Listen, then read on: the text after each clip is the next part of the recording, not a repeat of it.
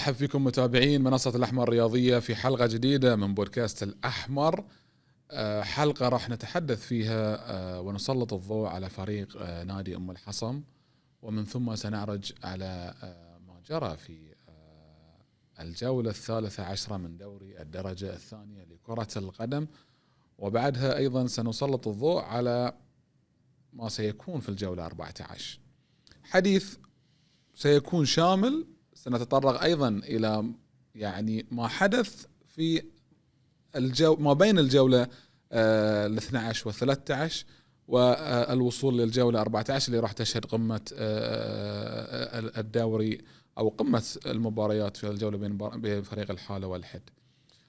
دعوني في البداية أن أرحب في ضيوفي الأعزاء الكابتن والإداري بنادي أم الحصم صالح جمال. يا مرحبا وسهلا فيك. يا مرحبا أبو قاسم، مسي عليك وعلى جميع المشاهدين. أتمنى أن نكون ضيوف خفيفين عليكم على المشاهدين. يا مرحبا وسهلا فيك، والمدرب الوطني الغدير والمحلل الرياضي الكابتن صلاح حبيب. يا مرحبا وسهلا فيك، معانا دائما منور منصة الأحمر. بنورك حبيبي يا أبو قاسم، ورحب فيك ورحب في أخوي أبو جمال، وإن شاء الله مثل ما نقول يعني تكون حلقة تفيد المشاهد والمتابع حق هذه الحلقة إن شاء الله. عاد نبي الأكشن مالك اليوم، على حسب الأسئلة مالتك بيك الأكشن، بنعطيك الأسئلة اللي تبغيها اليوم. ما عليك، أمورك طيب إن شاء الله. ندير بال. أبو جمال، خلينا نبتدي معاك. أول شيء الموسم ذي أم الحصم ثوب جديد، شفنا يقدم مستويات طيبة، يحقق نتائج إيجابية، قد تغلبه بعض الظروف، ولكن سجلتوا حضور جميل. شو الأسرار أو شو السر في ذلك السنة؟ والله ما في يعني سر، يعني أنت لو تتابع فريق أم الحصم، احنا من دشينا خذينا استعادنا العضوية في الاتحاد 3 سنوات. نعم. من أول سنة احنا دشينا، احنا قاعدين نقدم مستوى، بس العام شوي بعض الظروف صادتنا، صحيح ما توفقنا في الموسم مال العام. لكن أول موسم دشينا ترى احنا وياه توقع الاتفاق نفس النقاط، يعني فرق المواجهات راحوا عنهم المربع. وهالسنة قاعدين نحاول قد ما نقدرنا نطلع بصورة زينة، يعني صورة مشرفة لنا، تشرف المنطقة وتشرف النادي. أبو حبيب، شلون شفت أم الحصم السنة؟ والله مثل ما قال أخوي أبو جمال، ترى أم الحصم يعني من الفرق اللي يعني تحسب لها ألف حساب. نعم. يمكن انت اليوم الحصم مثل ما يقولون الوجه جديد بالنسبه ل3 مواسم، يعتبر يعني وجه جديد بالنسبه حق الدوري الدرجه الثانيه. نعم. ولكن فريق يعني صعب ان انت تتوقع شنو بيقدم لك. صحيح. يعني صعب ان تقول فريق راح ينافس على المناطق الاخيره، بالعكس فريق دائما يكون منافس على المناطق المقدمه. صح. يعني يمكن هو بعد يخسر بعض الفرق الصداره. صح. يعني مثل ما يقول فريق يعني تقدر تقول انه هو يحتاج الى وقت بعد فترة القادمة. أتوقع أم الحصم يعني ما بقول لك يمكن الموسم، يمكن المواسم القادمة ممكن يكون أم الحصم يعني له كلمة في دوري الدرجة الثانية. شفنا أم الحصم أبو حبيب ساعات يحرج فرق، يخليك يعني صعب أن أنت تتوقع ايش تنتهي مباراتك معه. مشكلة أم الحصم تلاقي ساعات في فرق يعني اللي أقل منه، طبعا بدون ما نسمي، تلاقيه حتى اللي أكبر منه مش الأقل منه. لا أنا أقصد لك إن تلاقي الفرق اللي أقل منه يتعادل وياه، ممكن نعم. يخسر منه. صح. ولكن الفرق اللي يعني اللي الفرق المنافسة تلاقي لا، يكون ند قوي وصعب ان انت تتوقع مباراة ان أم الحصم ممكن يخسر، ولو خسر تلاقيه يخسر بصعوبة. يعني ما شفنا أم الحصم مثلا يخسر بال5 أو بال6 وذي، لا يعني تلاقيه بصعوبة يمكن، وبأخطاء ممكن يخسر 2-1 3-2. يعني هاي النتائج اللي تكون أم الحصم دائما يكون يخسر فيها من الفرق المنافسة طبعا. صح. أبو جمال، شنو أبرز التغييرات اللي عملتوا فيها في فترة التوقف والانتقالات؟ هل بدلتوا بعض العناصر، أضفتوا بعض الأسماء؟ والله في بدلنا طبعا، بدلنا في بعض المراكز، توصيات من الجهاز الفني. نعم. المراكز اللي هو يحتاجها وتشوف أنها هي بتطور الفريق، قدرنا نجيب له بعض العناصر اللي طبعا كلها باستشارة الجهاز الفني والاختيار من الجهاز الفني. نعم. أبو حبيب، إذا يعني تتفق معي أو لا، يعني نادي أم الحصم وفريق أم الحصم وسط الإمكانيات البسيطة والاجتهادات اللي يقوم فيها مجلس الإدارة، لكن يعني وجدناه عنده الحماس انه هو ما يكون مثلا مثل ما نقول فريق انه يكمل بس المسابقة، ولا انه هو بس يشارك من اجل المشاركة. شفنا انه حماس حتى شباب، حتى العناصر اللي قاعد نشوفها في النادي، الاداريين الموجودين، يمكن ابو جمال واحد من خيرة الاداريين الموجودين، والمجموعة اللي موجودة. هذه الرغبة والحماس اعتقد يعني في كثير من الاحيان ممكن توديك بعيد، ممكن انها تخليك ان انت تكسر القاعده اللي تقول انا ما عندي فلوس خلاص لازم انا اكون في المؤخره، او ان انا بس العب المباريات من اجل ان انا العب المباريات. هل تتفق بان اليوم اللي قاعدين نشوفه من عمل لمجلس اداره نادي ام الحصم وحماس الشباب ممكن انه يكسر القاعده المتعارف عليها، ان اذا ما عندي فلوس خلاص علينا انا اتم في مؤخره الفراغ وخلاص وتنتهي الحكايه؟ لا شوف بقول لك شغله، شوف اليوم دلين الناس يعملون وعارفين انهم هذه امكانياتهم وهذه مواردهم الماليه المحدوده، ولكن الغيره على الشعار، الغيره على المنطقه، الغيره على القريه نفسها، تلاقيه يقاتلون ويبون يوصلون على الاقل يطلعون بصوره يعني تشرف المنطقه نفسها. اليوم كره القدم يمكن احنا نقول المال هو العصب الاساسي حق ان انت اليوم تحقق مبتغاك، ولكن انت اليوم اذا لم يوجد المال صح على الاقل في روح، نعم، في غيره. يعني اليوم احنا ما نبي نقول والله اساسا ام الحصم يعني ابو جمال، لا انا واقع، انا عشت الواقع وشفته. يعني انا وقفت اكثر من مره وكنت اوقف واسولف واشوف قاعد يعانون من امور ماليه، ولكن قاعدين الناس تعمل. يعني تلاقيهم من وقت قاعدين في النادي يشتغلون يحاولون يبحثون على قله الموارد اللي عندهم، ولكن مثل ما قلت لك اليوم ابو قاسم، اليوم الغيره على الشعار. ترى قليل اليوم اللي تلاحظ بعض الانديه اللي عندها غيره بامانه على الشعار. ترى اليوم الكره صارت موده، وهذه وضع طبيعي في عالمنا الحين. ولكن اليوم لما انت تسوي ربط بين الشعار وايضا المال، تلاقي هذه اللي قاعد يسوونه ام الحصم. ام الحصم قاعدين يقاتلون على اساس يوصلون حق هدف. فطبعا اكيد يشكرون عليه مجلس اداره نادي ام الحصم على انهم قاعدين يعملون في ظل الاجواء اللي يمكن احنا نقول دائما الاجواء الماليه اللي يمكن هي مو مخلياتهم يمكن يروحون ابعد. يمكن في بعض اللاعبين هم ودهم انهم يستقطبونهم، ولكن يمكن الموارد الماليه محدوده ما يقدرون. فعشان كذي يمكن قاعدين يعني يحاولون قد ما يقدرون انهم يوفرون يعني اللي يطلبه الجهاز الفني. انا قال لي كلمه حلوه عجبتني وانا دائما كنت اتكلم فيها. شنو قال؟ يبغي الجهاز الفني، مو شنو يبي الاداري، شنو ما يبي مدير الفريق. لان بعض مدراء الفرق او بعض رؤساء الفرق او بعض رؤساء الاجهزه هم يسوقون حق اللاعبين، يبون حق النادي من غير رغبه الجهاز الفني. طمه كبرى يا اخي. فيه صحيح، انا ما قلت لك من اجتهاد فيه. صحيح. ولكن اليوم لما قال انا اليوم شنو احتياجات الجهاز الفني انا اجيب له، هاي طبعا شيء يحسب لهم، وهذه احنا ترى قليله في انديتنا. صح. ابو جمال، الدعم اللي يقدمونه لكم مجلس الاداره شلون تشوفه؟ يعني وسط الاوضاع، احنا نعرف الاوضاع اللي تعيش ام الحصم، وانديه كثيره في دوري الدرجه الثانيه تعاني من الوضع المادي، ولكن اليوم احنا نشوف جهاز فني وطني شاب طموح. اليوم نشوف عناصر بعض اللاعبين المحترفين، نشوف بعض العناصر اللاعبين البحرينيين، جالسين نشوف ان اليوم في عمل قاعد يقدم. فانت شلون تشوف الدعم اللي يقدمه لكم مجلس الاداره من اجل ان يظهر الفريق بهذا الشكل، يظهر الفريق بالصوره اللي انتم ترضي طموحاتكم وطموحات الجماهير؟ والله اول شيء ابو قاسم، هذه فرصه يمكن انا ما اقدر اقولها، بس انا حبيت اوضحها من خلال برنامجكم منصاتكم منصه الاحمر. نعم. انا حاب اشكر الصراحه مجلس الاداره على الجهد اللي قاعدين يقدمونه لنا. نعم. والعمل والمسانده، وعلى راسهم يعني على راس جهاز مجلس الاداره دكتور هشام بن علي. الصراحه قاعدين يوقفون ويانا وقفات والله العظيم بقاسم احلف لك والله ما حد يتوقعها. نعم. احنا اليوم النادي ترى ما عندنا مردود. صح. يعني ما عندنا اللي تقول لي مثلا الميزانيه ما تمشي لنا احنا. صح. على الشروط 4 سنوات اتوقع انه ما تمشي لنا. بس اليوم ربي لك الحمد، يعني الدكتور ما مستحيل مجلس الاداره يمشي لك شيء يحس انه هو بيطلع من الميزانيه، بيطلع برا الميزانيه الموجوده عنده.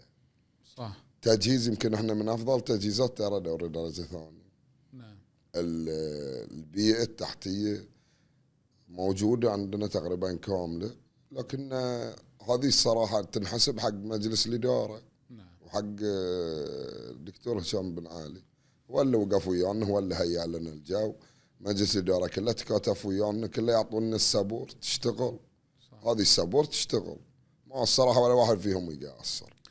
ما عندكم محل كراك شيء تحطون؟ ما عندنا كلش. كلش. وحبيب يعني اليوم مثل هاي القيادات اللي موجودة في أندياتنا، مثل يعني الدكتور هشام ومجلس الإدارة اللي معاه من عناصر، وأشوفهم متواجدين يحضرون في المباريات، يحضرون مع الفريق. يعني مثل هذه الإدارات أعتقد أنهم يحتاجون أن ينزاد لهم الدعم. أعتقد أنهم مثل هاي الأندية اليوم اللي جالسة تعمل أن هي تلم شباب منطقة بالكامل، يحاولون أنهم يأثرون في مسيرة كرة القدم اليوم. أنا أعتقد بأن يحتاجون أن من البداية اليوم دام تم إقرارهم وموافقة ضمهم لدوري الدرجة الثانية أن يكون لهم دعم، يعني حتى لو كان دعم، يعني ما بنقول دعم كبير جدا، ولكن دعم ملموس أنه هو يساهم في المصاريف اللي جالسين اليوم يصرفونها على مدار الموسم. ما في شك. شوف اليوم احنا ناشد يعني من يهمه الامر في هذه المواضيع، ما نبي نحدد اسم معين، ولكن اليوم لازم يكون في جوله تفقديه حق بعض الانديه اللي نشوف من اللي قاعد يعمل ومن اللي قاعد يمشي عمل. في فرق بين انت تعمل وفي فرق بين انت تمشي العمل. صح. اليوم انت اللي قلته اليوم وجود اداره نادي ام الحصن في التمارين في المباريات، شوف بعض رؤساء الانديه ترى ما تلاقي الا في المنصات. واذا ياك بعد ساعات ما يجيك. انا اقول المنصات. شنو اقصد بالمنصات؟ قصدك اذا تتوج فريق، اذا تتوج فريق وصل نهائي تلاقي اول واحد. بعض اللاعبين حتى ما يعرفوا مندي اصلا اللي قاعد في المنصه.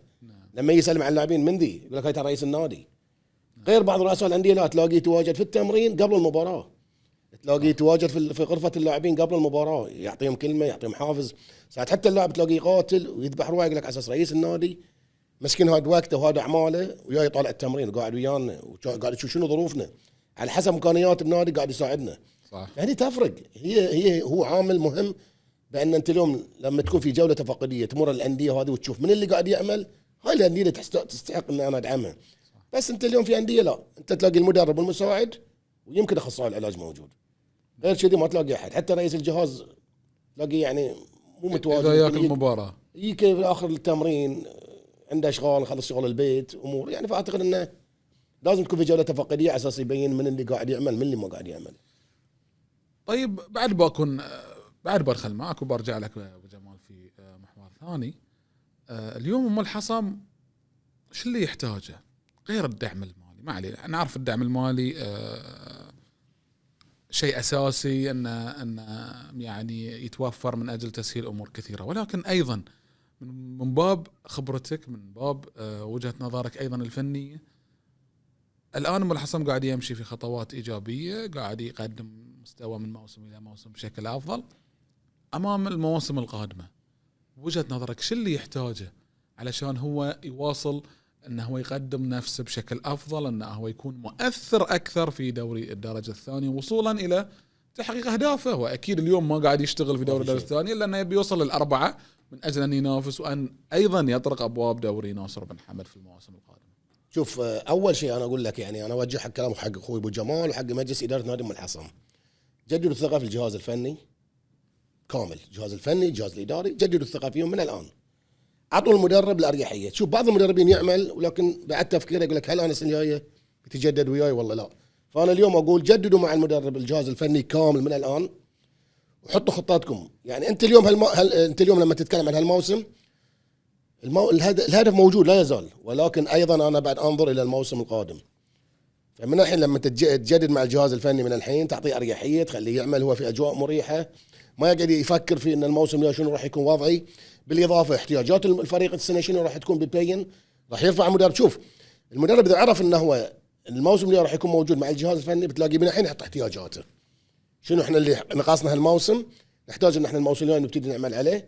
وانا كل ثقه ان لما يتجدد مع الجهاز الفني كل ثقه ان ام الحصن راح يكون الموسم الجاي يعني الحصان الاسود في الدوري، متى ما يعني جددوا مع الجهاز الفني، متى ما صار في استقرار صار في رؤيه واضحه. شوف انا اكلمك كمدرب اليوم، انت لما انا ادرب واحس يجوني مجلس اداره يقولون ترى يا فلان احنا بنجدد وياك حق الموسم الجاي، فالسنه اعمل كمل شغلك، شنو احتياجاتك ان شاء الله قد ما نقدر احنا رايحين نوفر لك. واعتقد مو غريب على الاخوان في ام الحصن. فانا كمدرب تكون عندي اريحيه، تلاقيني اعمل باريحيه ذهنيا، اكون مركز اكثر. فهذه اهم نقطه انا بالنسبه لي ابو قاسم، حق انه النادي ام الحصم يكون الموسم الجاي، حتى هالموسم ممكن انه يروح الرابع، ممكن ترى لا يزال عنده مجال انه يروح المركز الرابع، بس اذا عطوا الاريحيه حق المدرب، بان المدرب راح انت تكون ان شاء الله ويانا. فانا رجاي اقول لكم جددوا مع الجهاز الفني. والله وضحك شكلهم هم مرتاحين من اليوم. لا مرتاحين يعني، شوف شغله يبين المدرب ترى، لا تحكم على هاي النتائج هذه. ترى فريق ام الحصم فريق يعني محترم امانه يعني. ها شو تقول؟ والله ابو حبيبك قالها لك، قال لك يعني انتم عندكم الرغبه اليوم ان انتم ممكن ما في هاي مو براغبه ذي. احنا تعلن ما يبناهم الا عندنا الثقه فيهم.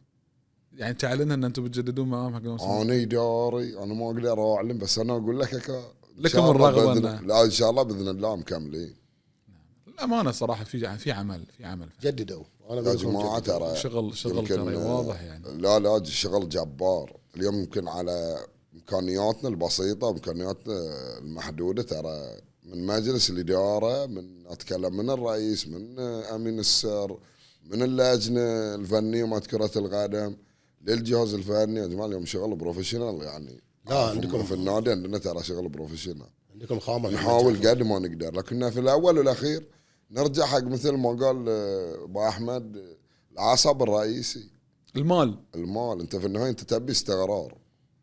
لكن اليوم انا من 3 سنوات نادي ام الحصم قاعد يعمل.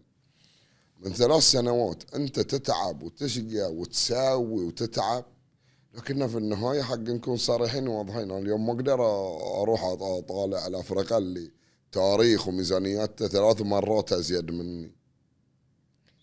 ما اقدر، انا ميزانيتي محدوده. كم ميزانيتك السنه؟ شوي يعني. شوي؟ اي والله يمكن ربع ميزانيات الانديه. كم يعني؟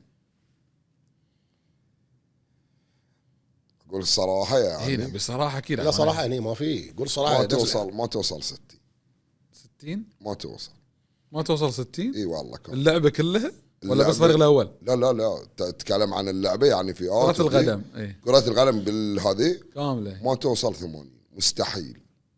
اقل من 80 من اي تو زد يعني. من المدرسه، احنا عندنا مدرسه وبراعم وشباب ناشئين وشباب واول، مستحيل توصل 80. اقل من 80. اقل من 80,000. انا ما اكلمك بالتجهيز. بالتجهيز؟ اي بالتجهيز. ما اكلمك من اي تو زد. والله كفو عليكم، تبي صدق كفو عليك. انا اقول لك اليوم يعني اذا تسمح لي ابو قاسم، يسمح لي ابو احمد، اليوم انا يمكن اذا يتقبلون من اخوهم الانديه الصغير، اليوم المال شيء رئيسي، بس مو بالمبالغه اللي قاعدين نشوف. صحيح. اليوم انا كانديه خذوها من اخو صغير. اليوم انا وياكم ونتساعد وياكم ونتشايل وياكم.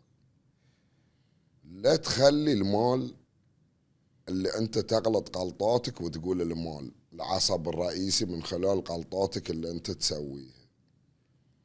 اليوم كلنا نحتاج المال، البني ادم في حياته يحتاج المال، لكن انت اليوم عندك نشاط رياضي. ابو قاسم لما بتسولف بتقول، خلينا نكون صريحين، اليوم اللاعب اللي انت بتتعاقد وياه، والله المدرب اللي انت بتتعاقد وياه، اذا انت ما عندك ميزانيته شوف لك بديل بالسعر اللي عندك. لكن لما كل سنه توقع برواتب عاليه وميزانيات عاليه وبترجع بتقول لي المال، توصل نهايه الموسم بتضيق وصار عليك دين وعجز. هي اللي قاعد يصير ابو قاسم ان سنه ورا سنه يعني. انت اللي قاعد تشوفهم الحين اللي يقول لك انا المال وديون، تراكم سنين مو سنه. صحيح. تراكم سنين يعني. في انديه السنه يمكن عنده بدايه الموسم عنده، بس يتفاجأ بقرارات يبي يسد ديون العام، فتضيع الميزانيه على امال العام. فنادي الصراحه أن عندنا نادي ام الحصم، انا اتكلم عن النادي، يقول لك انا هذه اللي عندي، اشتغل على اللي عندي. هاي الصح ترى، هاي السياسه صحيحه ترى، هذه السياسه الصحيحه ترى. الاداره اللي الفاهمه واللي تعرف اليوم ان انا لو عملت اللي عملته وسط ديون ووسط تراكم الديون هذه، في الاخير ترى الموسم اللي عقبه انا راح اللي بنيته السنه راح اهدم السنه اللي جايه، لان بايب عجوزات ما اقدر حتى اغطي التزامات الموسم اللي انتهى. احنا 3 سنوات عضوياتنا في الاتحاد، بس ترى احنا نستقل ترى قبل 8 سنوات حق ذي العضويه. صح. في ناس مثلا ما عندها هذه المعلومه. نعم. ترى يعني الدكتور هشام بن علي قبل 8 سنوات قاعد يشتغل حق هذه اللي احنا يوصل لهالمرحله، يوصل حق هالمرحله، ونتمنى ان في كل سنه نحاول ان احنا نقدم ونطور العمل اللي انتهينا فيه. صح. مثل ما قال ابو احمد، انت اليوم تحتاج اول شيء استقرار. صحيح. استقرار فني، استقرار اداري، استقرار لاعبين. نعم. هذه اللي احنا قاعدين نشتغل عليه، وان شاء الله من خلال منصاتكم ان شاء الله نقدر نوصل حق الكلام اللي قاله باذن الله. قادرين ان شاء الله، قادرين باذن الله ان شاء الله. كلام جميل ومنطقي وواقعي، وانا صراحه احترم مثل هذا الكلام اللي طرحته، لان اليوم يعني غياب يعني سياسه الصرف ويعني وضع الآلية الخاصة بصرف الموازنة الموجودة في أنديتنا وضعت الكثير من الأندية في يعني وضع لا يحسد عليه، من خلال يعني تراكم المليونيات، ومن ثم الدخول يعني في تسويات، بلاوي كثيرة الأمانة تدخل فيها ما تخليك أن أنت تطلع. لذلك مثل ما أنت تمكنت أن أنت تسيطر على عملية توزيع موازنتك بشكل احترافي، دائما يا أخي ما عليك، الكل يبي ينافس، الكل يبغي يوصل، الكل يبغي يفوز، الكل يبغي يعمل، ولكن هذا وضعك، هذا المال اللي عندك، هذه الموازنة، هذه الإيرادات، هذه المبالغ اللي عندك اليوم، عليك أن أنت تمررها بالشكل الصحيح وتضعها في الأماكن الصحيحة.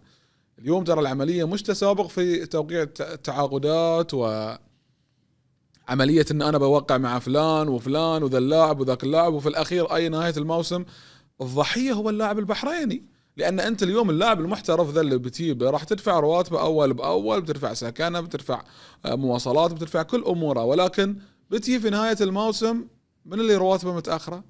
اللاعب البحريني، وهو اللي راح يدفع ضريبة هذه التعاقدات، لأنها يعني وقعتها أنت كمجلس إدارة من غير لا تكون عندك السياسة الصحيحة والقرار الحكيم اللي أنت تمشي فيه أمورك المالية بالشكل الصحيح. فأنا أتفق معك أبو جمال فيما طرحته، أهمية يعني استثمار الإيراد أو المال أو الموازنة الموجودة بالشكل الصحيح هي اللي ممكن أن هي توديك بعيد، وممكن أنها توصلك لتحقيق أهدافك بأقل ما يمكن أو بأقصر الطرق اللي أنت تسعى لها. خلنا من المال، تمللنا من المال يا ريال، ولا بنخلص من هذا الهم. إن شاء الله إنه يعني ينزل ونشوف الوضع يكون أفضل وأفضل. خلنا نتكلم يا أخي عن احتجاجاتكم يا أخي شو موضوعكم؟ كل مباراة نشوف احتجاجات أم الحصى بالدكة مالتكم أنتم. هل هي ذي يعني سياسة عندكم؟ هل هي يعني ما أعرف أسميها ظاهرة، تصنع، تعمد، تبون تأثرون على الحكم؟ شو السالفة؟ دائما نشوف البنج عندكم تنشن على التحكيم يا أخي. لا أبو قاسم، حق أنا أكون وياك أكثر صراحة، خلينا نتكلم بصراحة. أنت اليوم النادي مثل نادي أم الحصى ما شيء، عضويته جديدة مثل ما قلت، وناس قاعدة تشتغل وناس قاعدة تعمل. أبو قاسم في أحد يعرف النادي شلون وصل لذي المباراة؟ شنو ظروف النادي اللي مر فيها وعانى فيها وجهز فيها حق ذي المباراة؟ أي مباراة كانت تكون. اليوم نادي أم الحصى على الجهاز الفني، اليوم سياسة الجهاز الفني حق النادي، أي مباراة أنا آييها بالنسبة لي كاس إخراج المغلوب. نعم. أي مباراة مهمة. في أحد يعرف أبو قاسم شلون وصل النادي حق هذه المباراة؟ يا أخي لما تي المباراة وتطالع أشياء قاعدة تستوي قريبة من خلال التحكيم يخلي القاتم ينطق يعني. بس التحكيم لك وعليك. لا والله دائما صاير علي. لا اي والله. اصلا ابو حبيب شو تقول؟ يعني معقول التحكيم دائما على فريق واحد؟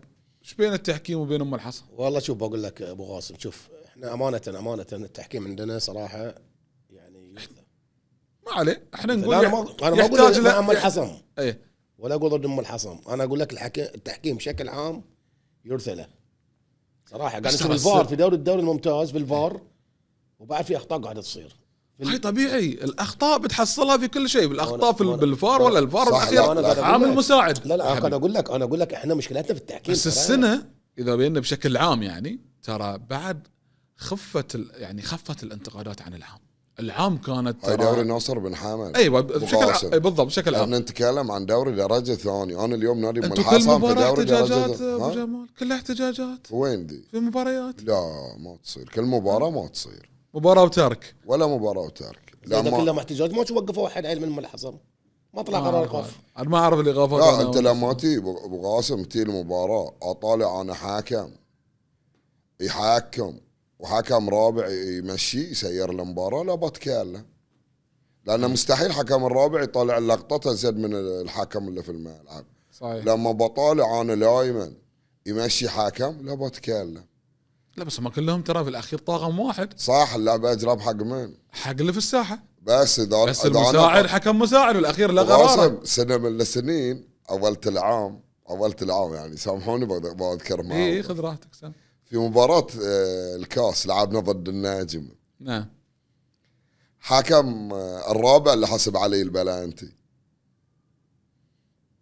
ترى دوري الدرجه الثانيه البنش قريب من حكم الرابع، يعني انت لما تطق الجهاز وتقول له البنشين يسمعون، مو بنش وبتخلي البنشين يسمعون. يعني حكم الرابع شاف البلانتي وحكم الساحه حكم الساحه ما شافه، شلون قال لي صافره؟ قول لي شو ما تبي نحتاج تصير ابو حبيب. بعد هو يقول حادثه صارت، يعني انا ما اقدر اقول له لا ما صارت. والله العظيم احلف لك بالعظيم اول تلعب زين اترك ذي العام في مباراه صارت ورحنا حق اللجنه، قدمنا احتجاج ورحنا حق اللجنه.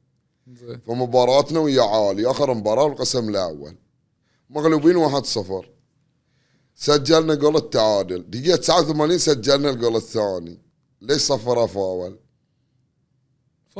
مو فاول، هو قدر فاول. رحنا اللجنه قصنا اللقطه كامله واضحه حق انا احنا بحقي. هاي اللجنه هاي لجنه شلون هذه؟ قال احنا سوء تقدير يعني ما ندري شو نقول لكم، بس يعني صارت هاللون. شلون زين؟ التعب اللي انا تعبه على حد امكانياتي والشقه اللي نشقاه ليل نهار. ترى اليوم ابو قاسم والله العظيم احنا في النادي يمكن نقصر في حق كل شيء، حق نطلع بصوره زين. صح. اليوم انت بصفاره تضيع هذه كلها ولا بقرار تبقى الغرار. تقول لي احتجاجات. مو بس احنا ترى مو بس ام الحاصل، يبقى الحكم جزء من اللعبه والخطا وارد. اي بس عاد مو بكله عليه، صاير اللي عليه ازيد من اللي وايد عليه، يعني اللي ترى اللي وايد عليه، يعني وايد يميل عليه وايد. وحبيب هل كثرت الاحتجاجات من خلال دكه الاحتياط وكذا ممكن ان تاثر على قرارات الحكم؟ يعني ممكن انه ياثر عليه؟ اكيد ياثر، ساعات بجانب سلبي وساعات جانب ايجابي. يعني ساعات في لعبه فاول اساسا كثر احتجاجات الحكم ما يصفرها لك، عناد كان ينعسك يقول لك انا اشوفها ما انت ما تشوفها. تشوف الاحتجاجات احيانا تكون لك وتكون عليك ترى. بس انا اوجه نصيحه سواء كان حق اخوي ابو جمال ام الحصن او حق انديه ثانيه. انا اقول مهم انه يكون عندكم البنج هادئ، لان ذي ينعكس على اللاعب في الملعب ترى. يعني يكون تنشن، اللاعب يكون دائما تنشن في الملعب. لما يشوف بنج ماله يقول لك انا في كل لعبه يقوم البنج اللاعب تلاقي حتى ممكن قرارات الحكم ما يتقبلها اللاعب، ممكن اللاعب حتى يطلع من اجواء المباراه ترى، ممكن ياخذ كارت ما يستحق اللاعب. احمد احنا سبة احتجاجات بالعكس 100% صح، 100% اللي تقوله صح، ولا 1% اختلف وياه. بس ترى مو بكل لعبه يعني، ولا قال لك لا بس المفترض اشوف بس ساعات الموضوع والله العظيم با احمد ساعات الموضوع يصير لا شعوري. انت مثل ما ذكرت من ساعه ايش قلت لما انت عندك غيره على الشعار ولما انت تحترق على الناس اللي موجوده، يمكن ساعات والله العظيم يا جماعه مو عشان نفسي انا اليوم ما اسوي شيء، لما طلع تعب اللاعبين عندي، لاعبين يقصرون في حق بيوتهم في حق عيالهم، لاعبين يداومون شفتات، يطلع من الشفت ما يروح البيت ما يشوف عياله يتمرين، خلص تمرين يروح البيت عياله رقود. اطالع التعب اللي تعبونه ويا طالع قرارات انا بالنسبه لي واضحه واستغرب عليه ساعات. انت لا شعوري تحتاج، مو ان انت ارادتك، مع ان انت ترى ان هاي الاحتجاج ساعات مو في صالح لك اصلا. شتت اللاعب حتى داخل الملعب. انا شو بقول لك اللي بوصل اخوي ابو جمال، شوف بقول لك انت اليوم لازم تجي المباراه وحاط في بالك انه ممكن تكون في قرارات مو في صالح الفريق. صح. انت عارف اليوم التحكيم، مع احترامي حق حكامنا كلهم، ترى اليوم التحكيم مثل ما قلت لك انا عندنا فيه مشكله، ولكن انت اليوم شوف، انا كنت يوم اللي فتره كنت رياضي كنت اقول حق اللاعبين امانه، كنت اقول لهم خلوا الحكم كانه ضدكم في المباراه، ولعبوا ضد الحكم بقى، لا تلعبوا ضد اللاعبين بس ضد الفريق. فلو صفر لك فاول هذه يعني مكرمه من عنده، لكن ما صفر لك لا تحتاج، لا تسوي لي مشاكل. فاحيانا هاي اللاعب قبل المباراه، ترى انا اقول لك ترى التحكيم عندنا فيه مشكله. فانت اليوم اذا بنجك صار فيه مشكله صدقني انا اقولها لك بتاثر نتائجكم والسبه. لا والله ابو احمد مو مشكله، ساعات قلت لك انا ساعات شيء يطلع منك لو شعور. لازم تتعود على هذه الامور. صح قاعدين نتعلم، بالعكس انا واحد اتعلم والله تعلم وعارف ان هذا الشيء غلط، ونتعلم ونتمنى ان نكون في صوره وايد احسن. بالعكس انا اتعلم. كسبوا حاولوا تكسبوا الحكام.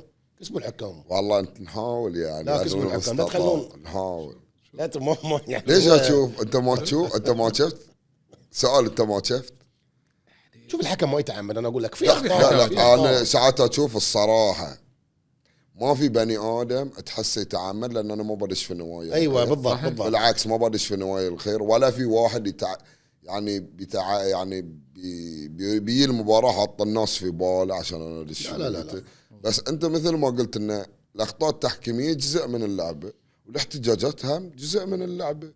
اليوم احنا ترى في كل مكان نشوف الاحتجاجات، مو بس نادي بس الاحتجاجات لما يكون مبالغ فيها ابو جمال وايد. وانا عن نفسي ما اشوف انه مبالغ فيها. لا انا اقول لك ما اقول لك انت كل انديه. شوف ابو احمد درجه ثانيه انا اللي شفته، انا اتكلم عن المكان اللي انا عايش فيه. ما في نادي 12 نادي درجه ثانيه ما يحتاج على الحكم. في بعض هذه موضه يعني ذي ولا شنو هي؟ شنو ذي؟ موضه الكل يحتاج على الحكام. وين الموضه؟ ترى جزء من اللعبه، بس انت تشوفه لان ترى البنش وايد قريب من الخط. يعني الملاعب لا بس انت الحين تفضلت وقلت ان الانديه الدرجه الثانيه الكل يحتاج. الكل يحتاج على الحكم، انت ما تحتاج على الحكم. طيب ليش يعني؟ اوكي لو كان في اخطاء هاي جزء من اللعبه. بس يعني القصر ان الكل بس هي يعني صارت كانها الكل يبي يمشي في موضوع ان انا بس احتاج على اي قرار. لا وانا المنحصر اتكلم لا انا اتكلم بشكل عام. احنا عن نفسنا حتى البنش مالنا نعم قد ما نقدر نحاول ان ما نخلي اللاعب يقوم من على البنش. من يقوم نراجع، في اداريين، في مدير فريق، في مدربين، هم اذا يحتاجون الحكم في بس ما نرضى ان البنش مالنا يقوم. صح. وحتى قبل لا ندش الملعب نقول حق اللاعبين سواء الاساسيين او الاحتياط، لا حد يكلم الحكم. في برا ناس تكلم الحكم، انت لا تطلع برا المباراه. بس ساعات انت مثل ما قلت تلعب مباراه فيها براشر يا اخي، ساعات تلعب ضد انديه الكبار، انت تحاول تعكس صوره عنك وايد زينه. اي طبعا قاعد تحاول تأدي وايد زين، فاقل قرار ضدك يمكن انت ما ترضى فيه، مع ان انت متاكد انه جزء من اللعب، بس في الوقت نفسه انت ما ترضى فيه. ساعتها والله العظيم انا ساعتها احتاج على الحكم. انا واحد اتكلم عن نفسي، احتاج على الحكم. ساعتها اركب السياره والله العظيم اتحاسف، اقول انا شلي مكالمه خلصت المباراه ابي اروح بيت. ترى في حكام انا وياهم علاقتي وايد زين، بس ساعات تحتاج والله العظيم اركب السياره اتحاسف، لانه ارنا الشيء يعني مو حلوه، حتى صورتي انا مو بحلوه، شيء مو زين. فنحاول نتعلم انه ودوري الدرجه الثانيه ابو جمال طلع لي مباراه اصلا ضعيفه. ما في مباراه ترى ضعيفه دوري الدرجه الثانيه، ما في مباراه ضعيفه ترى، ولا مباراه ضعيفه. لو التضامن واتحاد الريف او التضامن، حتى اي فريق مع احترامي حق ليش قلت تضامن؟ لانه ممكن فيها اسفل الترتيب، لكن ما في مباراه ترى سهله، كل المباريات صعبه. الكل فصدقني انا اقول لك الحكم احيانا انت لما يكون في تخف شوي الانتقادات او تخف الاحتجاجات، تلاقي الحكم يركز في المباراه اكثر. اسلوب الحكم بشر احيانا احمد، اسلوب الحكام في دوري الدرجه الثانيه غير عن دوري ناصر بن حامد. لا ترى بقول لك قسما بالله العلي العظيم، اسلوب الحكم ساعات يستفزك ان انت تتكلم قصب. ما بسمي في حكام هالمره، في حكم مباراه من الفرق الكبيره كان يصارخ على اللاعبين. ايوه دوري الممتاز انا قاعد اكلمك ترى مو درجه ثانيه. انا درجه ثانيه لا حتى يعني في الممتاز تسمع اساليب ترى ما في فرق. قاسم في الملعب كانوا يصارخون اي شيء يخليك تقول. يعني انا اقول ليش هاللون يتعامل. ساعات انا في احتجاجات الناس تشوف احتجاجات انا ما احتاج. انا اقول له لا تكلم اللاعب بذي الاسلوب، انت تطلع اللاعب من المباراه. صح انت تطلع اللاعب من المباراه. ساعات لاعب متعور وقاسم اللعبه فيها انذار، القانون يقول اللاعب ما يطلع من الملعب. انا بغاص بيك الجزئيه اللي بقول هذه ضروري تنقص هذه. انا اوجه رسالتي حق الحكام، ترى سواء انت كنت معصب او تضحك، ترى الانذار بتطلعه. خلي اللاعب ياخذ الانذار، ما يحتاج ان انت تفقد اعصابك انت الحكم المفروض تكون اهدى لاعب، تكون اهدى شخص في الملعب، لان في الاخير انت بتحكم حق الفريقين، ما لك مصلحه من يفوز ومن يخسر. صح. انت مصلحتك كحكم تبي تنجح نفسك وتنجح الطاقم كله في المباراه. فانا سؤالي حق الحكام، ليش تدشون المباراه معصبين؟ ليش تدشون المباراه مشتت؟ انت الحكم يعني مو بعرف بعض الحكام والله يمكن المباراه صج متنرفز، على الاقل لعبه يطلع كارت، على الاقل لعبه لا اهدى، ركز شوي في المباراه. لاعب شفته متنرفز انت تهدي اللاعب، قول له يا كابتن اهدى، ترى اللعبه فاول، ترى انا مالي مصلحه، يعني شو المشكله؟ لا هو يحس روح الحكم لما يدش المباراه خلاص انا حاكم ما حيكلمني، لا سلامتك، انت حكم، القرارات كلها عندك انت، ترى كل اللي بتسويه سوى، حتى لو بتعطي كارت احمر مو بكارت احمر ترى ما حيقدر يسوي لك شيء، بس في الاخير ابتسم يا اخي، ابتسم ويا اخيك صدقه، لا ما يبتسمون ترى بعضهم في حكام انا اتنبأ لهم مستقبل الصراحه، وفي حكام انا اشوف ما شاء الله محمد مكي الحين، محمد مكي من الحكام اتوقع صراحه له مستقبل، يعني لانه كان لاعب كوره ويمر في ذي المواقف فتلاقيه دائما هادئ. وانا اقول محمد مكي اتوقع بيكون من خيره الحكام في المستقبل. انا اتفق معك في اللي طرحته ابو حبيب، واعطيك ابسط مثال او ابسط مثال، مباراتنا النهائيه في كاس الخليج. نعم. الحكم القطري عبد الرحمن جاسم. يا اخي اثناء التحليل انا كنت ضيف في احد البرامج الخاصه بالمباراه النهائيه، قلت لهم يا اخي خلونا من جماليه الجمهور وخلونا من مستوى المباراه وحماسيه اللاعبين و يا اخي لفت نظري حكم المباراه، حكم مباراه نهائيه مبتسم على طول 90 دقيقه، بشوش يتعامل مع كل خطأ بابتسامه، يا اخي كسب اللاعبين، الكل تعاون معاه، وصل الى بر الامان في المباراه، حتى لو قراراته كانت خطا الكل كان متقبل قراراته يا اخي، كان يا اخي والله كان يدير المباراه بشكل تقول يا اخي ايش قاعد يسوي. الكل لاحظ هاي اللافته، هاي كانها لافته صارت بالضبط، من صفر لين خلصت المباراه الصفاره هو يبتسم على كل قرار. هل الحكم هنا مو مهيئ نفسه حق المباراه؟ لا والله انا ما اتوقع، يعني ترى في مجموعه من الحكام الامانه يعني لهم ما شاء الله مستوياتهم اللي قدموها السنه وادوا وكذا وكذا، لكن يبقى في الاخير بعد ايضا التحضير للمباراه. ترى اليوم انت انك تحضر وتدخل المباراه وانت منرفز ولا انت معصب ولا انت عندك، ترى فرض الشخصيه والكاريزما والاسلوب وكذا ما له شغل بالصراخ. لا ما له شغل، سامحني يعني ما له شغل. شوف حتى عندك في حكم ابو قاسم اسمح لي، في حكم اسمه محمد ابراهيم، نعم كله مبتسم الحكم دي، نعم كله مبتسم. شفت له كذا مباراه انا يعجبني بامانه، كان نجم جوله من الجولات الدوري بعد درجه. انا حكمني مره بدوري الشركات يعني في كان عنده اخطاء في التحكيم، ساعات تنرفز يعني حالي حال المدربين يجيك كابتن يمكن انا صفرته غلط يقول لك بس ما عليه يعني تساعد ياكل ان شاء الله، يسكتني ما اقدر ما كابتن لو سمحت، بعضهم يقول لك لو سمحت كان زين فيه لا سماح، لا انا اقول لك لو سمحت، لا في حكام والله العظيم في حكام اتمنى تسمعها. لا والله شوف محمد ابراهيم ما شاء الله، لا محمد ابراهيم والله ونعم، في بعض مو بس في حكام بالعكس لو ياخذ لك قرار خاطئ. انت اليوم الحكم الناجح هو الاقل اخطاء، مو اللي مو عنده اخطاء. صح، هي الاخطاء وارده اكيد، لان الخطا في كل مكان. الحكام الاقل اخطاء هو الحكم الناجح. صح اليوم صح. انت لما تتكلم حكم الاسلوب يفرق، الطريقه تفرق، الوضع يفرق. بس في شيء ابو احمد في دوري الدرجه الثانيه انا ساعات اشوف انه لازم ترى يبون حكام وايد كفاءه عاليه حق درجه ثانيه، لان انا اليوم قاعد اشوف والله العظيم يا جماعه تحكيم دوري الدرجة الثانية أصعب من دوري ناصر بن حمد بمراحل، مو مرحلة أو لا بس صعب، لا أصعب بمراحل صعب، تحكيم جدا صعب دوري الدرجة الثانية. وما تدري أصلا حتى المباراة دي شلون بتصير.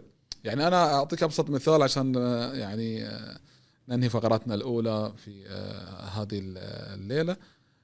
يعني مباراة الحالة واتحاد الريف شهدت خطأ لا يغتفر، هدف صحيح للحالة ألغاه الحكم بداعي التسلل. وطبعا يعني أنا أشكر صراحة لجنة الحكام الحالة أرسل احتجاج على هذه اللقطة، ولجنة الحكام شافت أن الهدف يعني صحيح. واضح وكذا، ولكن في الأخير يبقى خطأ تقديري من الحكم. نعم.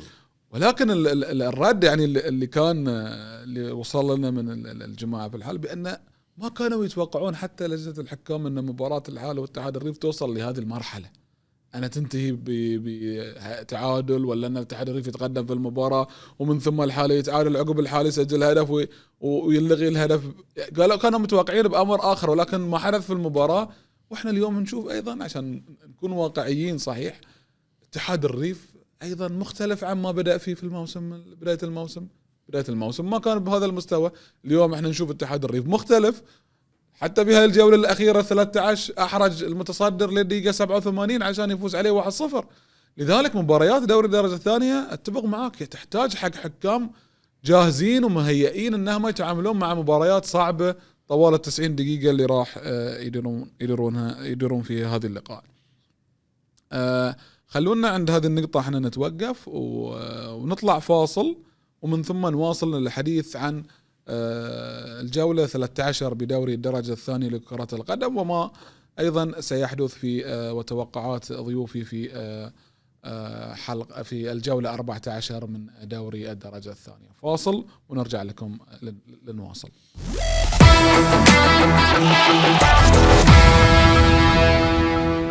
عدنا لكم متابعين منصة الأحمر الرياضية في طبعا الفقرة الثانية من بودكاست الأحمر، واللي راح إن شاء الله نسلط الضوء فيها على ما يعني جاء في الجولة 13 من دوري الدرجة الثانية لكرة القدم. ببتدي معاك أبو حبيب. المباراة الأولى الحالة وأم الحصم، الحالة يتفوق بهدفين مقابل هدف، شلون شفت اللقاء؟ مثل ما قلت لك مساء، ترى أم الحصم من الفرق اللي يعني ما تتوقع شو راح يقدم معاك، والحالة بأمانة يعني يمكن بعد فوزه في بطولة كأس جلالة الملك وتأهله لدور الثمانية، شفنا الحالة يمكن يعني واجه صعوبة في الفوز على أم الحصم، لأن مثل ما قلت لك فريق أم الحصم فريق لا يستهان فيه، وأيضا الحالة يمكن صعب إنما الفريق لما ما يفتح يا فريق الحالة صعب إن الحالة يقدر يسجل. يعني الحالة يحتاج إلى فرق تفتح معاه الملعب على أساس إنه هو يبتدي يقدر إنه هو يسجل، لكن أنت اليوم لازم توجد حلول كمدرب. أغلب الفرق بتقفل معاك، ما بتعطيك مساحات، فأنت اليوم شلون تحاول تخترق ذي المساحات؟ يعني أنت عندك أدوات، أعتقد أن إدارة نادي الحالة ما قصرت في الاستقطابات، استقطبت خلال فترة الانتقالات الشتوية أعتقد أتوقع 7 إلى 8 لاعبين من جنسية المدرب نفسه، أكيد هو عارفهم عن قرب. بالإضافة يمكن عندكم لاعب يمكن استقطبتوه من نادي النجم محمد عيد، أو طلع عندكم إعارة لاعب أتوقع محمد عيد استقطبوه الحالة. أتوقع محمد عيد من اللاعبين اللي أعتقد أنه هو توقعت أنه يأخذ فرصته بنادي الحالة، ولكن للأسف ما أشوف أن اللاعب قاعد يشارك مع الفريق. إمكانيات اللاعب جدا يعني عالية، سواء لعب تظهير سواء لعب توسط، أعتقد أنه هو اللاعب عنده ذي الإمكانيات. نرجع حق الفوز الحالة على أم الحصن. شوف ما أقول لك فوز متوقع، ولكن تاريخيا أنت تقول الحالة راح يأخذ المباراة بنتيجة فيها أريحية، ولكن الحالة أيضا يحتاج إلى وقت، يحتاج إلى شوي مجهود أكثر، محتاج إلى قتالية أكثر، محتاج إلى أنهم لازم يعرفون أن ترى الحالة مو مكان دوري الدرجة الثانية. الحالة أعتقد على استقطابات اللي استقطبوها إدارة نادي الحالة اليوم لازم يكون موقع أفضل من الموقع اللي هو حاليا فيه موجود. أبو جمال، ما بقول لك رأيك، بقول لك خسارة مستحقة ولا غير مستحقة؟ والله غير مستحقة الصراحة. أمس أول مباراة وايد بالنسبة لنا قدمنا أداء ممتاز، مثل ما الحالة قدم أداء ممتاز. اليوم كإمكانية نادي الحالة يتفوق على نادي أم الحصم، كإمكانية كتاريخية ككواليتي لاعبين كأمور وايد يتفاوق، فما أتوقع أنه في مقارنة كواقع برا الملعب أنه شيء تقارن. لكن أمس في داخل الملعب بالعكس يعني جرينا نادي الحالة وتفوقنا، كنا احنا متفوقين والحالة عادل. فاحنا اللي شفناه يعني المباراة احنا كنادي والله كإدارة نشوف ان اخطاء كارثية امس المباراة عطت نادي الحالة الفوز. كنادي ام الحصن والله كاحنا كستاف في الملعب شفنا اخطاء كارثية امس المباراة. اخطاء من؟ تحكيم. بعد رجعنا التحكيم. انا بالنسبة لي بلنتيين محسبة، طرد من الشوط الاول ويبي يعوض عقب كنا طرد لاعب، طرد اخر لاعب. يعني طرد الاخير مو بصحيح؟ لا صحيح 100%. شلون يعوض عليه؟ تهور بس ما في فايده. انت نهايه المباراه دقيقه 96 الطرد اللي شو اسوي فيه انا؟ الطرد اللي من الشوط الاول ما طرأته بريلين على ساق اللاعب، طرأت لي 96. الحاله بعد يقولون تضرر في المباراه. حق ذي حق مشروع يعني تحكيم لك وعليك. لا بس قلت لك انا اللي علي. يعني انت في لقطه نهايه المباراه بلانتي اوضح منه ما في. نفسه هو المساعد الحكم هو اللي ما حسب له اوفسايد، ونفسه هو اللي ما حسب البلانتي لم الحصم. اي يعني اللقطه هذه واضحه. انا تمنيت ان اللقطه تنقص مثل ما انقصت لقطه الطرد، تنقص لعبه البلانتي. بعد ما بقول لك البلانتي الاولي يمكن مو بواضح، البلانتي الثاني بعد ما في مو بواضح. الحاله بعد امس في المباراه شفناهم يطالبون بركلات جزاء. اي واحده؟ في واحده مالت اللاعب السوري اللي انفرد بالمرمى ومن ثم حط اللقطات وخلي الجمهور يقول هاي بلانتي. الجمهور انت تكلم احنا اليوم مستحيل، ما هو مستحيل بلانتي، مستحيل. انا اكلمك شيء متعصب لام الحصم. ها متعصب لام الحصم. امي وابوي ام الحصم، انا ام الحصم. ما شيء طبيعي. ابو حبيب كذي ما قدرت. لا على المحايدين بقول لك اكو حبيب تاريخ كرة القدم والله، تاريخ وقدوه. انا من الناس اللي ابو احمد قدوتي واتعلم منه الكثير على راسي. روى اللقطتين ها ويحكم، وروى اي حكم اللقطتين ويحكم. انا قبل لا يجيك عرضهم على 4 حكام بس ما اقدر اصرح باساميهم والله اقول والله ذي، فما يتهني الا انا عارض ترى اللقطات وخالص ها ما يت. والله العظيم امس كان عندي شك ما قدرت ارقد في الليل والله ما قدرت. تميت اطرش لهم لين يردون علي. واحد منهم راقد قلت له قاعد تشوف اللقطه وعقب ارقد بس ارتاح بتاكد. هذا اللي الحين قلته عني بلانتي ترى. الكلام اللي قلته عني ترى هو بلانتي ما بلانتي. طيب نروح حق المباراة الثانية في هذه الجولة. البديع يفوز على اتحاد الريف 1-0 في الدقيقة 87. شوف بديع شوف البديع يمشي بخطة ثابتة، يواصل مشوار الصدارة، يواصل مشواره ولا يسأل عن النتيجة. في شوف البديع اللي يميزهم هالموسم. طبعا اكيد لازم لما نتكلم عن الجهاز الفني نتكلم عن الجهاز الاداري. شوف دائما انا اقول نجاح اي منظومة لازم تكون متكاملة، الجهاز الاداري الفني اللاعبين ايضا، حتى اذا كان في دعم جماهيري من الجمهور. شوف الكابتن حمامة يمكن عنده ميزتين. الميزة الاولية الجانب النفسي عنده وايد قوي، يعرف شلون يتعامل نفسيا مع اللاعبين. اضف الى الجانب الفني عشان لا نقلل من قيمه العمل الفني. اليوم احنا نشوف البدايه، انا شفته اكثر من مباراه. بدايه يلعب مثل ما يقولون السهل الممتنع، يلعب على راحته، يحضر. ما عنده مشكله لما يسجل هدف او هدفين، او حتى لو يتسجل عليه ممكن يرجع في المباراه. فاعتقد انه هو توقع انه راح يلاقي صعوبه من اتحاد الريف، خصوصا اتحاد الريف المتطور. يعني شفنا اتحاد الريف في الفتره الاخيره قاعد يقدم مستويات، حتى في كاس جلاله الملك اليوم خسر من نادي الخالديه، قدم مستوى بغض النظر عن النتيجه. انت قاعد تلعب ضد اقوى فريق في دورينا، الدوري الممتاز. فتلاقي اتحاد الريف بدأوا يكسبون ثقه في انفسهم. اعتقد تشوف اليوم بغازم، خلينا نكون واقعيين ولا نقعد نضلل الشارع الرياضي. اليوم اللي قاعد يصير في الانديه كلها من شركه طموح، كل الانديه صارت منافسه، ما في اليوم فريق ضعيف امانه. يعني شفنا فرق يعني الدرجه الثانيه مامادو اكثر من فريق فيه. مامادو يعني مامادو في كل فريق تلاقي لازم في مامادو. فتلاقي اتحاد الريف المجموعه ماري مسلم في مامادو، نسمع احنا محمد لا محمد علي محمد ابراهيم هم مامادو يعني في الحاله في وين حاله بعد عندهم زين. فاتحاد الريف مثل ما قلت لك اكيد البدايه عرفنا راح يواجه صعوبه من اتحاد الريف، ولكن في الاخير خذ الاهم اللي هو ال3 نقاط. ما هم انه يقعد 3 أو 4، المهم انه ناخذ 3 نقاط ونقول له ترى البدايه قطع نصف المشوار حق التأهل للدوري الممتاز. تتفق معاي ان في دوري الدرجة الثانية النتيجة اهم من المستوى؟ انا اتفق. احتاج رايك الفني. لا انا يهمني ترى شوف دوري الدرجة الثانية النتيجة اهم من المستوى بمراحل بالنسبة لي. انا يهمني 3 نقاط اخذهم. قدمت مباراة زينة، شوف انت لو لا تقول لي قدمت مباراة زينة في الاخير اقول لك من غلب، تقول انغلبنا. ايش اسوي في الاداء اللي انت قدمته؟ اليوم دوري الدرجة الثانية اجمع نقاط وروح. اليوم انت لما تروح الدوري الممتاز هناك تبتدي على تشتغل على انك انت تقدم وتاخذ نقاط. اما تي درجه ثانيه تقول لي انا قدمت كره حلوه، شوف ممكن انا اعذر الفرق اللي مثل اتحاد الريف، تضامن، قلالي، يقدم كره حلوه مو مشكله، هذه ما بروح بعيد. نكون واقعيين ترى اليوم مو تقليلا، ولكن هذه واقع، هذه منطق. لكن اليوم تتكلمني عن الحاله، تتكلمني عن ام الحصم، تتكلمني عن البدايه، تتكلمني عن مدينه عيسى وذلك، لا انا ابي 3 نقاط. الحين دي مرحله ال3 نقاط، مو مرحله تقديم مستويات. بس ما يمنع اذا انت تقدر تقدم مستوى وتفوز بعد، هذا شيء طيب.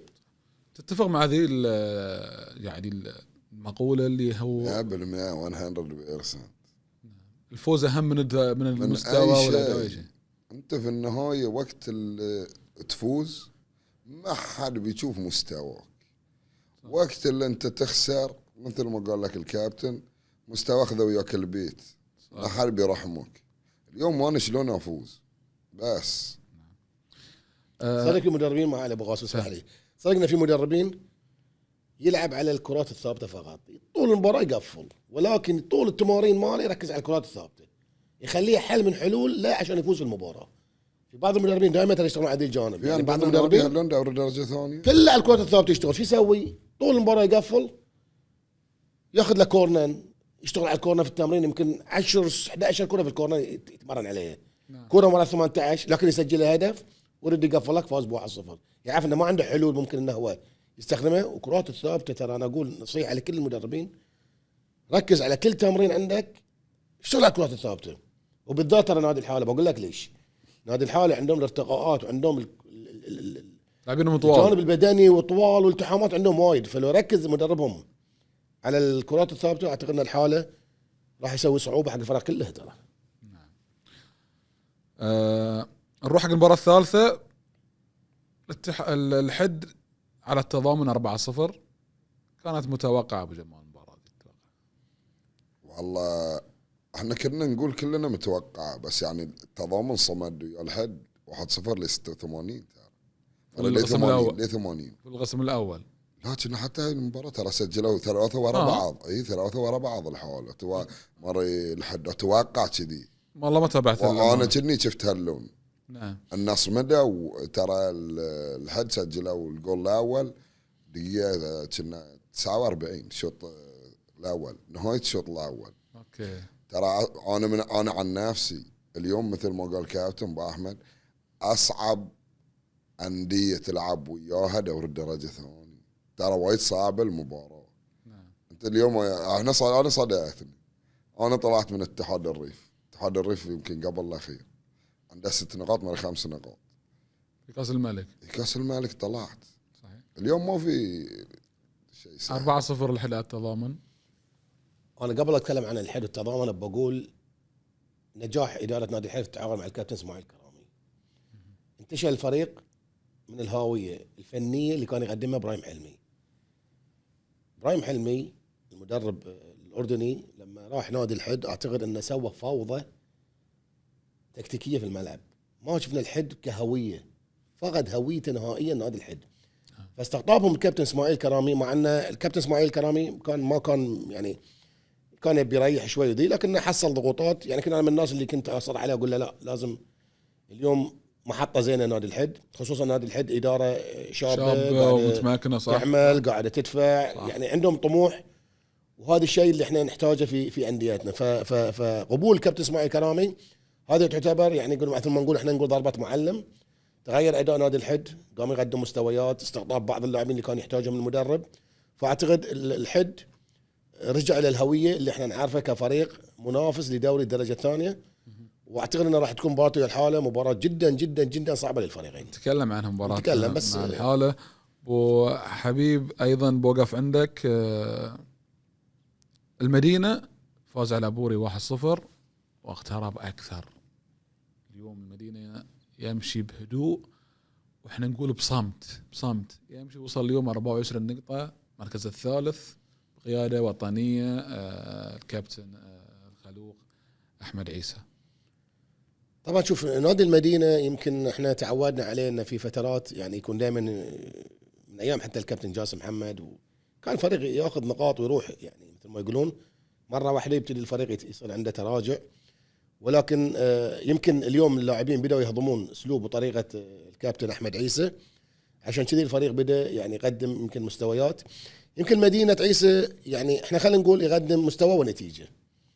يمكن انا شفت اكثر من مباراه عن طريق منصه الاحمر، منصاتكم اللي تنقلون المباريات، وهذا شيء تشكرون عليه بصراحه، لان ساعات تشتت ما تعرفون تحطون المباراه فتطلعهم عن طريق اليوتيوب، وهي شيء يشكرون عليه منصه الاحمر. فاعتقد ان المدينه عندهم نسق تصاعدي في المباريات، بدأوا يكسبون ثقه في انفسهم انهم يقدرون ينافسون. مثل ما قلت قاعدين يمشون بهدوء، بعيد عن الضغوطات، بعيد عن التصريحات، بعيد عن الترشيحات.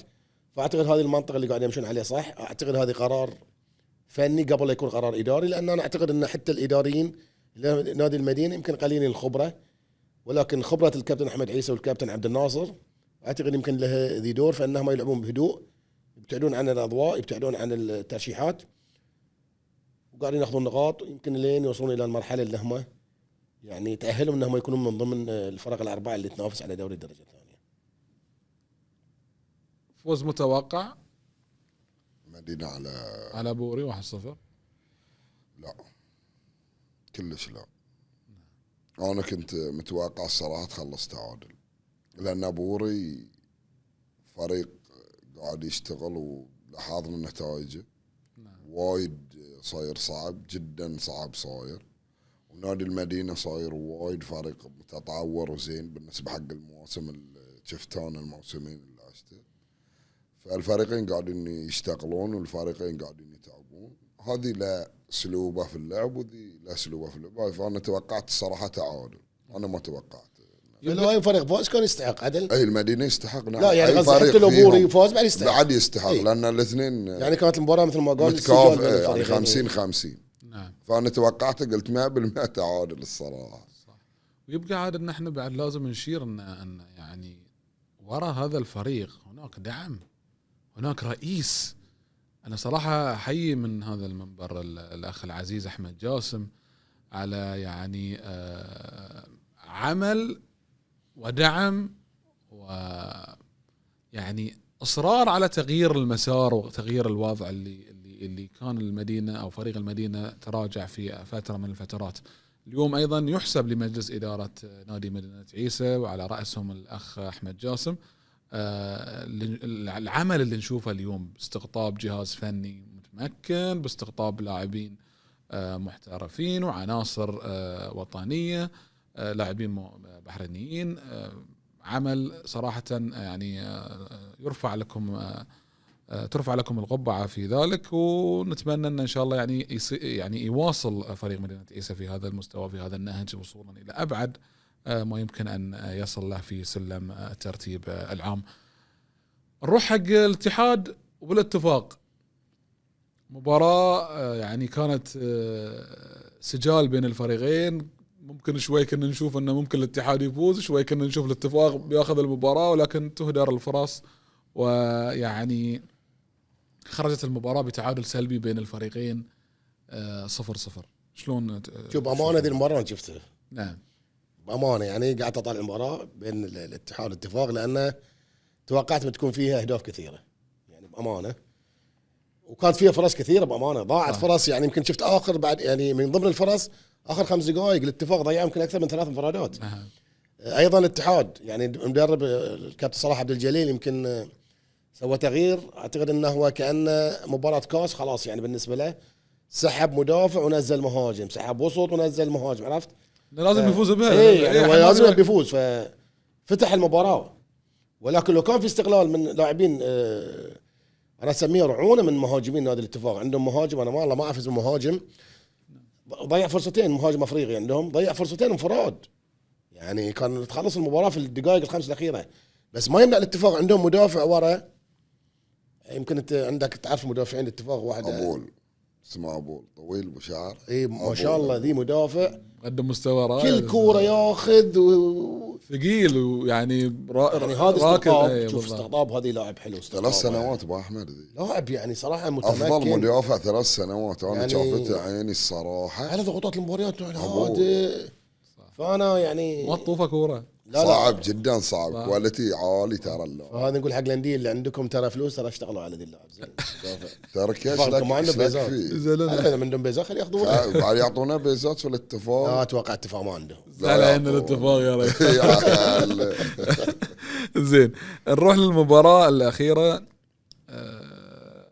البسيتين يتعادل مع قلالي، كان متقدم بهدف ولكن قلالي عادل النتيجة.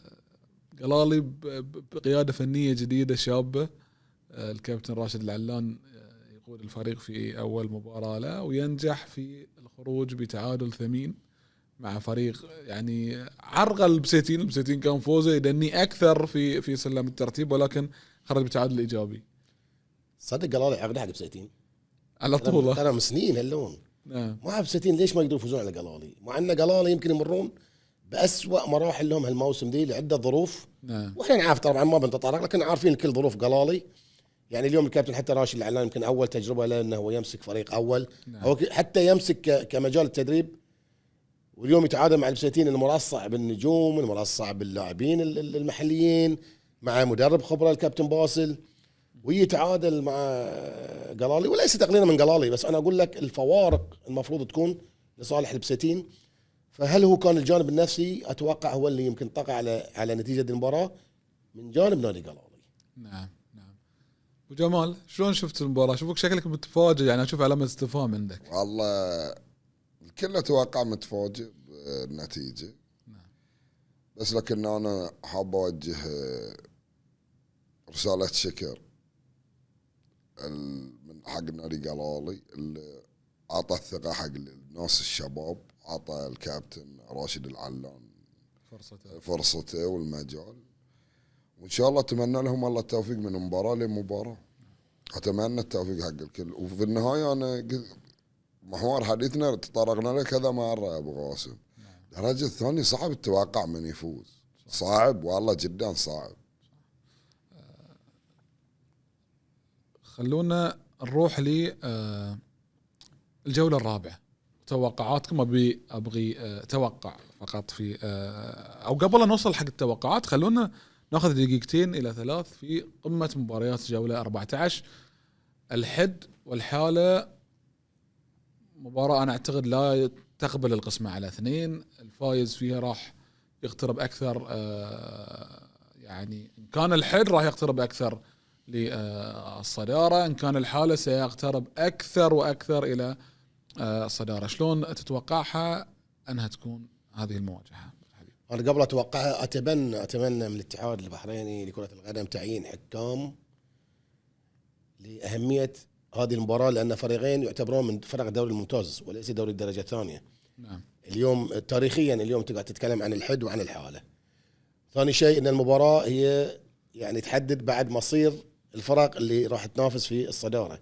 يعني انت اليوم قاعد تتكلم عن الحد اللي قاعد منتشي وقاعد يمشي بنتائج يعني مميزه مع الكابتن اسماعيل كرامي، ايضا نادي الحاله اللي قاعد يقدم يعني ما بقول مستويات لكن قاعد يقدم نتائج، على الاقل قاعد ياخذ نقاط. فهذه المباراه انت ما تقدر تتوقع من اللي راح يفوز فيه، لان المباراه راح تكون صعبه للفريقين، لكن تحتاج دي المباراه الى الجانب الذهني اكثر من هو الجانب الفني، لان متى ما اللاعبين فقدوا تركيزهم في المباراه بداوا يركزون الى امور اخرى خارج الامور الفنيه، ممكن راح تكون في المباراه راح تكون تنشن اكثر من هي تكون فيها فنيات. فاليوم انا نداي لنادي الحاله ونادي الحد اليوم دي المباراه اتوقع راح تكون فيها حضور جماهيري. احنا كمدربين كمحللين اكيد بنروح نطالع هذه المباراه لان نبي نستمتع نشوف كره قدم. اليوم نبي نشوف كره قدم، فاتمنى ما يغلب عليها الطابع الشد العصبي والنرفزه والامور هذه، نبي نشوف كره قدم. والفايز طبعا اكيد بنقول له مبروك، والخسران بنقول له لك. يمكن اللي يسمعني يقول احنا هذه كانها مباراه نهائيه، لا هي مو مباراه نهائيه، لكن هي قيمه الفريقين الفنيه تخليك انت تقول ان هذه المباراه راح تكون مباراه قمه الجوله، بالذات انت قاعد تتكلم عن الحد المنتشي والحاله اللي قاعد يبي يقترب من فرق الصداره. شلون تتوقع المباراه تكون؟ والله ما بزيد على كلام اخوي ابو احمد. مباراه اكبر ناديين درجه ثانيه بيلعبون ويا بعض. الله يوفق الاثنين. شو تتوقعها؟ اعطني توقعاتك، انا ما بحرجك. انت اليوم كسر عظام. تتوقعها كم؟ انا اتوقع كسر عظام. كم تتوقعها؟ من يفوز فيها؟ ما ادري. الله يوفق اعطني الاثنين. توقع بس. الله يوفق الاثنين. نتيجه الله يوفق له. إيه الله يوفقهم ان شاء الله. بس انا بتوقع من عندك. انا لازم في الفقره الاخيره لازم اخذ توقعات النتائج من المباريات كلها طبعا. انا اتوقع الحد يفوز. كم؟ ما اعرف نتيجه. عطني رقم. انت عطني توقع في الاخير. اتوقع 3-0. توقعاتك للمباراه؟ انا اتوقعها تعادل، بتكون تعادل ايجابي. تعادل ايجابي. نتائج يعني ممكن تكون 2-2. لا ابو احمد انا توقعت 3-0. الحاله عليه طار. يمكن من افضل مدافعين دوري الدرجه الثانيه. شوف جمال بقول لك شيء. ويلعب هذه. اتوقع ان انا مو فاني بس انا توقعاتي بيسوي فارق شوي. لا شوف ما عليه. انا تعرفش ليش قلت لك اللي اتوقع التعادل؟ لان شوف هذه المباريات ما تقاس باي مقاييس. تلاقي اللاعب حتى لو كان في طرف نادي الحاله تلاقي اللاعب يقاتل. اليوم نادي الحاله ما يعتمد على لاعب. لا اليوم نادي الحد ماخذ من بين القسمين. كان اقول لك انا شوف يعني انا شوف المعطيات. أنا ما ادري. انا عن نفسي انا لو نرجع حق القسم الاول اقول لك مستحيل التوقع لان كواليتي اللاعبين الناديين متساويين تاريخيا كبار ذو قيمه عاليه. ما تقدر تتوقع واحد. بس اليوم لانني حق اللي صار في الانتقالات الشتويه والحاله يمكن مصدر القوه ما يلعب. انا اتوقع بن دلال ترى مصدر قوه حق نادي. من الحد اللي عندهم اللي بين من عندهم ما خذوا واحد بس خذوا لويس من الشارقي وخذوا برتو من عالي. هاي كل يلعبون اياهم في الفتره اللي راحت. انا لا هاي درجه من القسم الثاني. اي لا لعبوا غزل المباراه اللي فازوا فيه. اي وعندهم اعتقد حتى على ذي علي منير وضيف على ذي عيسى موسى. اليوم انت الدفاع اللي جابوا المحترف بدلوا محترفهم. لا اليوم لحد فريق الصراحه خلينا نكون صريحين شغل جبار. لا انا قلت لك هي الحاله شغل جبار. هي المباراه ما تقاس. الاثنين اشتغلوا الصراحه. بس انا اتكلم بناء على شغله واحده مصدر القوه في النادي الحاله مقرود. انا توقعاتي صارت على ذي. اي بس هو قد يؤثر اذا كان في طرد او غياب ولكن ذي فريق عنده اليوم 27 لاعب.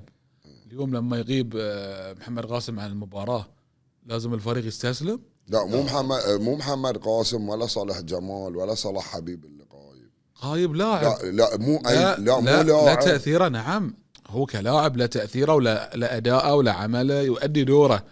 ولكن اليوم الفريق اللي يعتمد على لاعب واحد فقط. لا مو لاعب. انت مو اي لاعب في اي مركز. انت اليوم انا اتوقعها مباراه مفتوحه. انت اللي من اهم عناصر حق نكون صريحين ويا بعض عشان لا اليوم انت هذه اللاعب اللي جايبه اول شيء مو محلي. انت جايبه تدفع على راتب وقدره. نعم. والنادي افضل مدافع في الدوري. انا عارف وكذا جاوله محصل افضل هو افضل مدافع. والمشكله انه في اغلب مباريات الحاله ذي القسم هو اللي يسجل يا تعادل يا فوز اذا كان متاخر. صح. اليوم باحمد هذه اللاعب بن دلال والله العظيم انا اتكلم كاداري. يعني في النهايه اداري مو فني. طبعا فنيين لهم خبره ازيد مني بمراحل. انا اشوف ان هذه بيسبب خلل. لا هو شوف انا ما اختلف لك موضوع الخلل. ولكن اليوم مدرب الحاله هل يعقل اليوم لما يغيب ذي اللاعب ما راح يوجد الى تكتيك معين. ما بقول لك بديل. انا اتكلم كتكتيك معين. اكيد المدرب راح يوجد تكتيك بحيث ان النقص ذي اللاعب او امكانيات ذي اللاعب او قدرات ذي اللاعب انه ممكن هو يغير اسلوبه. ممكن يلعب اذا يلعب كان 4 ممكن يلعب 5. صح. هو ساعات احيانا يغير تكتيكه كمدرب. اشياء فنيه انتم ابخص فيها. ممكن انه المدرب انا اقول لك شوف انت يمكن قلت نقطه يمكن تكون مباراه مفتوحه. انا ما اتوقع تكون مباراه مفتوحه. اسماعيل كرامي يلعب مفتوحه. اسماعيل اسلوبه يلعب مفتوح. ما اسماعيل ما يقفل. اسماعيل هاي سيستم ماله وطال استقطاباته كلها هجوم وسط هجوم. لكن اليوم مدرب الحاله انا بامانه يعني اقول له مدرب الحاله ممكن انه يلعب مباراه مغلقه ويلعب على جزئيات بسيطه مثل ما قلت لك. ممكن كرات ثابته ممكن تسديده ممكن دربكه يسجل له. ولكن في الاخير بيقفل. شوف اليوم مو مشكله عندك انت اليوم لما تلعب اسلوب يفاوزك في المباراه. عندك مشكله انك انت اليوم تلعب ذي الاسلوب. انا مساء قلت لك انا ما يهمني ادائك اذا انت ما تحقق لي نتيجه. صح. اليوم خلي المدرب الحالي يفكر في النتيجه قبل الاداء. يجوز يعني انا اتكلم عن توقعاتي. انا اقول لك من جانب ثاني وليس حق المباراه. طيب نروح حق المباراه الثانيه الاتفاق والبسيتين. تتوقعها؟ صعبة والله. توقع صعب يعني 50-50 تعادل. لا يعني اتوقعها تعادل. انا والله ما ادري، انا اتوقع ان الاتفاق يعني راح يفوز في المباراه. ممكن يفوز. كم تتوقع؟ يعني ما بتكون نتيجه عولة اكيد، بسيتيم صعب انها تفوز عليه 3-4، ممكن تكون 1-0 2-1، يعني نتيجه تكون متقاربه يعني. قلالي واتحاد الريف توقعاتك؟ بعد صعب بس انا توقعت اتحاد الريف. كم؟ اتوقع 1-0 2-1. قلالي واتحاد الريف يعني يقول اذا تقول اتحاد الريف ما قالوا يزعلون شلون؟ لا انا اتوقع اتحاد الريف يعني، بس ما قالوا يزعلون ترى. ايه. انا اتكلم من جوانب فنيه ترى. اتحاد الريف يمكن القسم الثاني متطور وايد جداً. متطور جداً وادواته بعد افضل من ادوات. يمكن قالوا لي احتمال مع اللاعبين اللي موجودين 11 في الملعب. البداية ام الحصم باخذ رايك اول وعقب اشوف توقعاتك. سامحني وعقب باخذ توقعاتك عشان ابو جمال ام الحصن. لا شوف مباراه بقول لك ام الحصن مثل ما قلت لك، انت ما تتوقع له شنو يقدم في المباراه، فانا اقول لك مباراه راح تكون صعبه. البدايه يعني شوف البدايه تعرف شنو اللي يمكن اللي بعد شيء في صالحه، انه ما يلعب ما عليه ضغوطات ترى، يعني وضعه مريح. بالنسبه له وضعه مريح. انا امانه اتوقع تعادل المباراه. اتوقع تعادلون. لا بداية بيفوز. دبلوماسية الحين ليش؟ الواقع يقول هلا فريق متصدر كواليتي لاعبين وامور، انا اتوقع بداية بيفوز. يخدركم يا البدعوية ترى تعرف. ليش سياسي ويتكلم. انا اقول لك اتوقع بداية بيفوز. يفاجئونكم في المباراة كذي. من وين؟ زين نروح على بوري والاتحاد. والله هاي مباراة ذي يا اخي مباراة صعبة ايضا. أيوه. مباراة صعبة بين فريقين. بوري فريق محترم جدا يعني بأمانة. يعني عندهم يعني تنظيم دفاعي وايد ممتاز، عندهم مدافعين ممتازين، عندهم لاعب المصري اعتقد لاعب خوش مدافع والله ما شاء الله ذي ورا. وانا اقول يعني في عندي طبعا الجايه ذي وايد زين، مال الاتفاق ذي تحطهم ورا امورك طيبه. شو اسمه ذي مال عبد الله خوش والله مدافع ذي. وبالنسبه حق نادي الاتحاد صلاح عبد الجليل يقول لك هذه المباراه بالنسبه له مباراه كاس لازم افوز فيها. فاتوقع المباراه تكون مفتوحه. والله النتيجه صعبه بالنسبه لي، بس اتوقع الاتحاد يفوز فيها. التضامن والمدينه. اتوقع المدينه بيفوز. ما دام ماشيين في نسق الصاعد اتوقع. في الختام طبعا انا يعني اشكركم جدا على كل اللي يعني قدمتوه من آراء ومن تحليل ومن توقعات في هذه الحلقة. كل الشكر لك أبو جمال، يعني إطلالة عزيزة علينا، هي أول مرة تكون معنا ضيف، وإن شاء الله ما تكون آخر مرة. وإحنا منصات الأحمر دائما مفتوحة لنادي أم الحصم ولجميع الأندية. بالعكس والله أنا تشرفت باللقاء وياكم وعبر منصة الأحمر. تشرفت باللقاء ويا أخوي أبو أحمد وياك يا أبو قاسم. شرف فيك. ما قصرت، وأتمنى أن أكون ضيف خفيف عليك وعلى المشاهدين. حبيب طبعا كلمة الشكر ما توفيك، دائما منورنا ويعني تتحفنا في آرائك. كل الشكر والتقدير لك على كل ما ذكرته اليوم في الحلقة. بالعكس مشكور يا أخوي أبو قاسم على يعني إتاحة الفرصة أن أنت استضفتني في يعني منصتك هذه. بصراحة منصة يعني منصاتكم هذه أكيد منصة الكل يتابعها، ومنصة ما شاء الله يعني وصلت إلى أبعد يعني مساحة في دول الخليج على مستوى الخليج. واليوم شرف أخوي أبو جمال، يمكن قعدنا عن قرب شوي نسولف في ونشكر الإخوان اللي ولا إن شاء الله عصادونا لقطات حلوة بالصور مالهم. الله يحفظك. الله يعطيك العافية. وبس آخر شيء بقول يا أبو قاسم، ترى إحنا اليوم توقعاتنا ترى مو أمنيات، وهي مجرد توقعات، ربما نصيب ربما نخيب، في الأخير هي توقعات على ضوء اللي شفناه في المباريات السابقة. فنتمنى التوفيق للجميع والأفضل إن شاء الله، أو الفائز بنقول له مبروك والخسران بنقول له هارد لك. في الختام تفضلوا بقبول فائق التحية مني ومن أسرة تحرير برنامج بودكاست الأحمر، وإلى اللقاء في حلقة قادمة إن شاء الله.